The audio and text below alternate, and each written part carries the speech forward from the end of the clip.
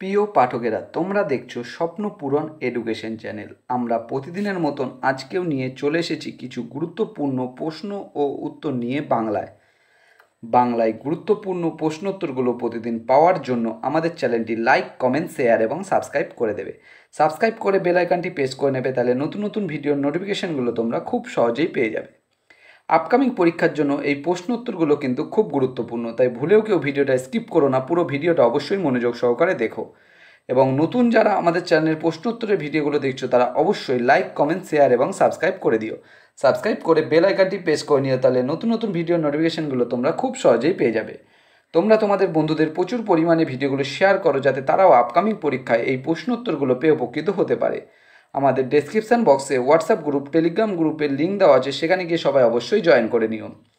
তোমরা কমেন্ট বক্সে কমেন্ট করে জানিও তোমাদের কোন বিষয়ের উপর ভিডিওর প্রয়োজন আছে, আমরা সেই বিষয়ের উপর ভিডিও নিয়ে আসার চেষ্টা করব। এবং এখনও পর্যন্ত যারা আমাদের চ্যানেলটি লাইক, কমেন্ট, শেয়ার এবং সাবস্ক্রাইব করনি, তারা অবশ্যই লাইক, কমেন্ট, শেয়ার এবং সাবস্ক্রাইব করে দিও। এবং তোমরা কমেন্ট বক্সে কমেন্ট করে জানিও তোমাদের কোন বিষয়ের উপর ভিডিওর প্রয়োজন আছে। এবং এই প্রশ্নগুলো কিন্তু দেখা মাত্রই তোমরা কমেন্ট বক্সে উত্তর করার চেষ্টা করবে। তাই আর সময় নষ্ট না করে চলে আসি আজকের প্রথম প্রশ্নে। আজকের প্রথম প্রশ্ন, 1 নম্বর প্রশ্ন, টোডা নামক উপজাতি কোথায় বাস করে? তোমাদের সামনে 4টে অপশান রয়েছে। 4টে অপশানের মধ্যে সঠিক উত্তরটি হয়ে যাবে অপশান এ, নীলগিরি পর্বত। টোডা নামক উপজাতি নীলগিরি পর্বতে বাস করে। পরবর্তী প্রশ্ন, 2 নম্বর প্রশ্ন, নিচের রাশিগুলির মধ্যে একমাত্র ভেক্টর রাশি হলো? তোমাদের সামনে 4টে অপশান রয়েছে। 4টে অপশানের মধ্যে সঠিক উত্তরটি হয়ে যাবে অপশান বি, তড়িৎ ক্ষেত্রের প্রাবল্য। নিচের রাশিগুলির মধ্যে একমাত্র ভেক্টর রাশি হল তড়িৎ ক্ষেত্রের প্রাবল্য। পরবর্তী প্রশ্ন, 3 নম্বর প্রশ্ন, কোন বছর কলকাতা বিশ্ববিদ্যালয় স্থাপিত হয়? তোমাদের সামনে 4টে অপশান রয়েছে। 4টে অপশানের মধ্যে সঠিক উত্তরটি হয়ে যাবে অপশান বি, 1857 সালে। 1857 সালে কলকাতা বিশ্ববিদ্যালয় স্থাপিত হয়। 1857 সালে কিন্তু কলকাতা বিশ্ববিদ্যালয় স্থাপিত হয়েছিল। এবং এই প্রশ্নটা কিন্তু বহুবার কোনো না কোনো পরীক্ষায় এসেছেই। পরবর্তী প্রশ্ন, 4 নম্বর প্রশ্ন, চিরস্থায়ী বন্দোবস্ত কে প্রবর্তন করেন? তোমাদের সামনে 4টে অপশান রয়েছে। 4টে অপশানের মধ্যে সঠিক উত্তরটি হয়ে যাবে অপশান এ, লর্ড কর্নওয়ালিস। চিরস্থায়ী বন্দোবস্ত প্রবর্তন করেন লর্ড কর্নওয়ালিস। পরবর্তী প্রশ্ন,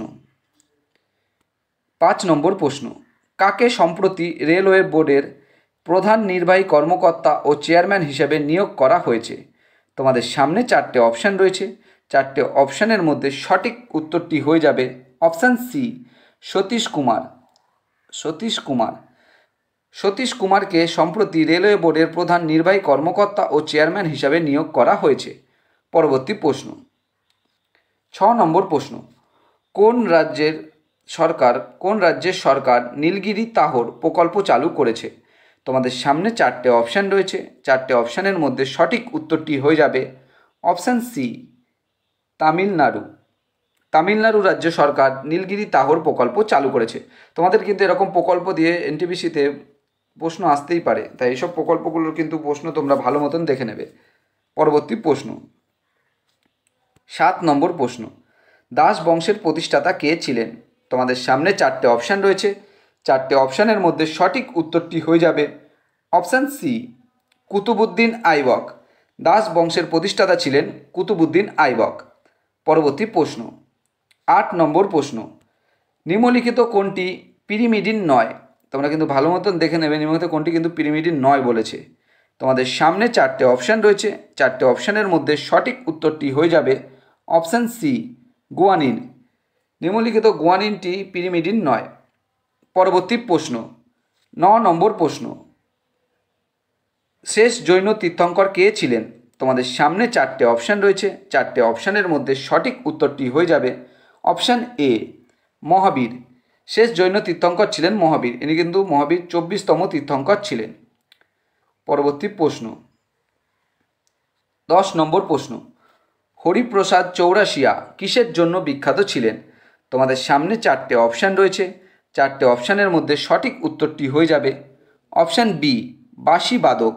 হরিপ্রসাদ চৌরাশিয়া বিখ্যাত ছিলেন বাঁশিবাদক হিসাবে? পরবর্তী প্রশ্ন 11 নম্বর প্রশ্ন, সুপ্রিম কোর্টের বিচারপতিদের নিযুক্ত করেন?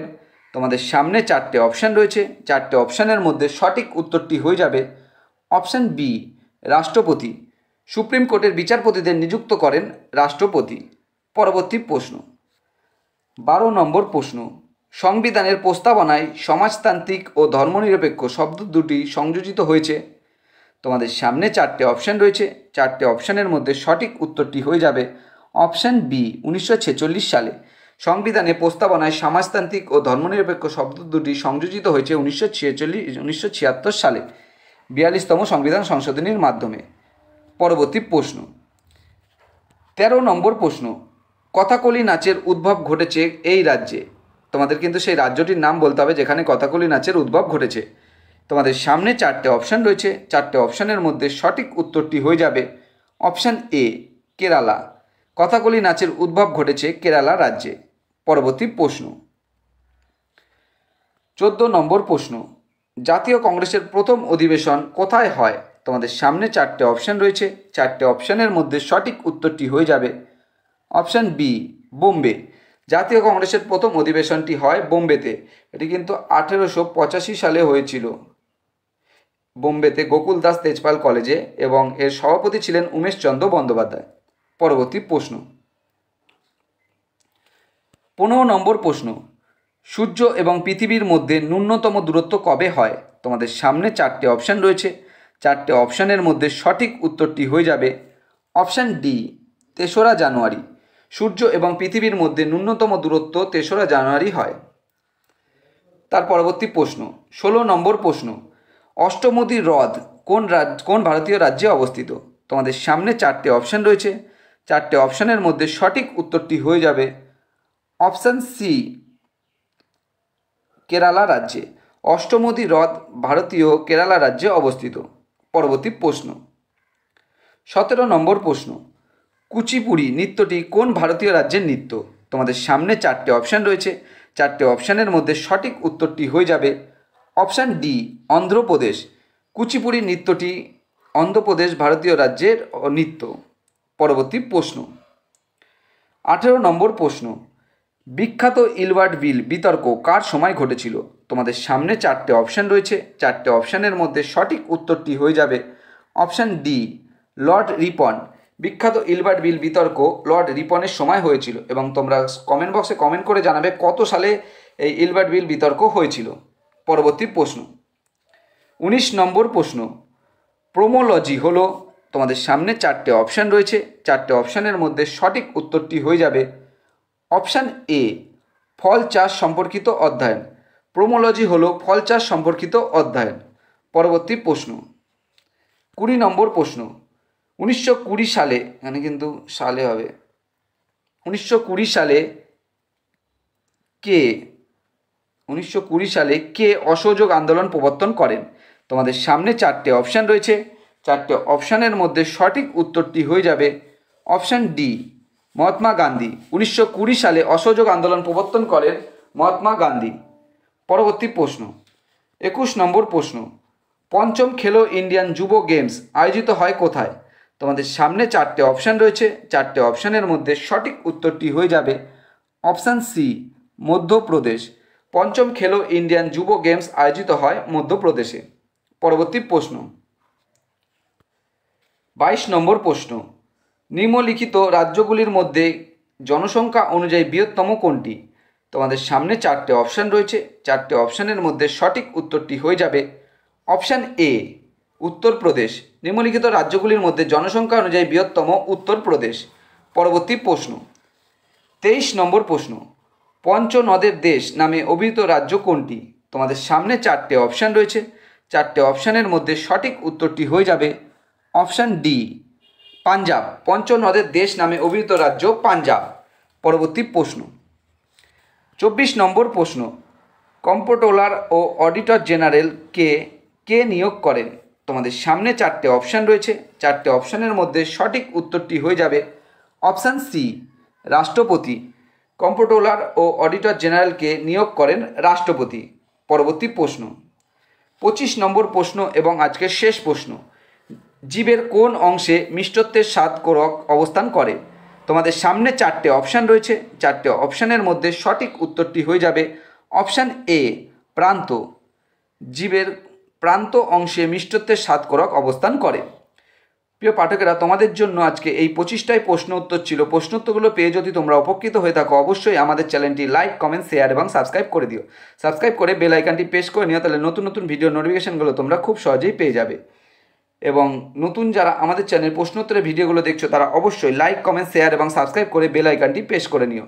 এবং তোমরা তোমাদের বন্ধুদের প্রচুর পরিমাণে ভিডিওগুলো শেয়ার করো, যাতে তারাও আপকামিং পরীক্ষায় প্রশ্নোত্তরগুলো পেয়ে উপকৃত হতে পারে।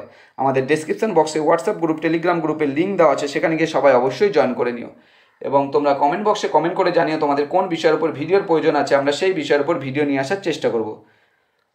এবং এখনও পর্যন্ত যারা আমাদের চ্যানেলটি লাইক, কমেন্ট, শেয়ার এবং সাবস্ক্রাইব করেনি, তারা অবশ্যই লাইক, কমেন্ট, শেয়ার এবং সাবস্ক্রাইব করে দিও।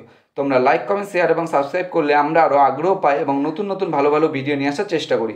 তাই অবশ্যই এখনও পর্যন্ত যারা তোমরা লাইক, কমেন্ট, শেয়ার এবং সাবস্ক্রাইব করনি, তারা অবশ্যই লাইক, কমেন্ট, শেয়ার এবং সাবস্ক্রাইব করে দিও।